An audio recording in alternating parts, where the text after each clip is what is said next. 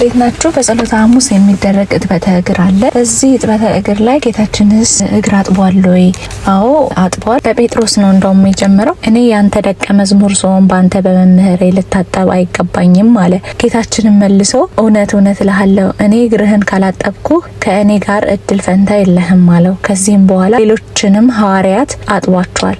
አሳልፎ የሚሰጠውን ይሁዳንም እንኳን ሳይቀር እግሩን አጥቦታል። ጌታም ይህን ያደረገው አሳልፎ እንደሚሰጠው ሳያውቅ ቀርቶ አልነበረም። ፍቅርን ሲያስተምረው ለንስሐ ጊዜ ሲሰጠው እንጂ በሌላ በኩል ደግሞ እኛንም ለሚወዱን ብቻ ሳይሆን ለሚጠሉን እንኳን በጎ ማድረግ እንደሚገባን ሲያስተምረን ነው።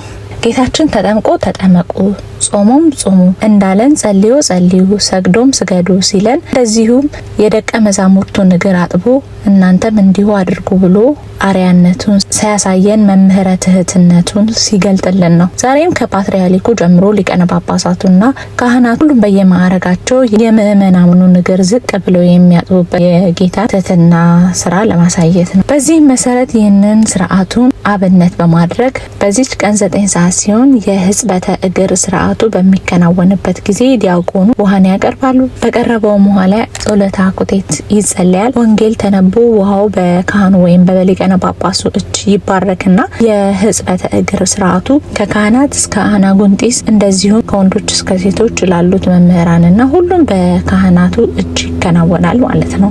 በዚህም ጊዜ ከውሃው በተጨማሪ የወይራና የወይን ቅጠልም ለስርዓቱ ማስፈጸሚያነት እንጠቀምባቸዋለን። ሚስጥሩም ወይራ ጽኑዕ ነው። ይህም ክርስቶስ ጽኑ መከራን መቀበሉን የሚያስረዳ ነው። ከዚህም በተጨማሪ እኛም የእርሱን መከራ ለመቀበል ዝግጁ ነን ለማለት ነው። የወይኑ ቅጠል ደግሞ በወይን የተመሰለ ደሙን አፍስሶ ለምእመናን የሕይወት መጠጥ የሆናቸው ዘንድ መስጠቱን ለማዘከር ሲሆን በዚህች ዕለት ጌታችን የደቀ መዛሙርቱን እግር በማጠብ የፈጸመው የሕጽበተ እግር ስርዓት በዚህች ቀን ለካህናትና ለምእመናን የትህትና ስራ ለማስረዳት መሆኑን እናንተም ለባልንጀሮቻችሁ እንዲሁ አድርጉ በማለት ነግሮናል።